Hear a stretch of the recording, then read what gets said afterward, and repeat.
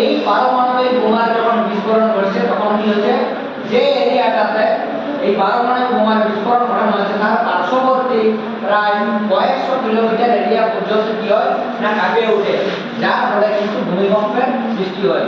যেমন পারমাণবিক বোমা কোথায় পড়েছিল? জাপানে।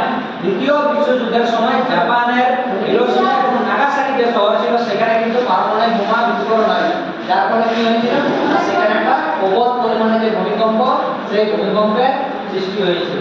তাহলে ভূমিকম্প কি, ভূমিকম্পের কারণ, এই দুটো বিষয় বুঝতে পেরেছি সবাই? ভূমিকম্পের কারণ বুঝতে পেরেছি? বল বল দাদা।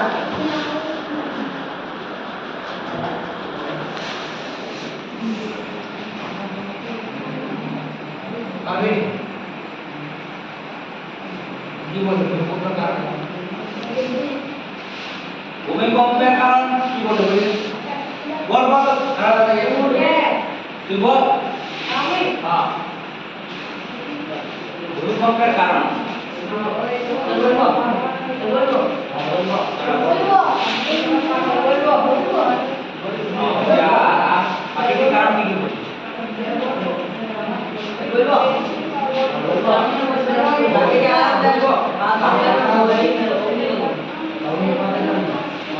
সঞ্চালক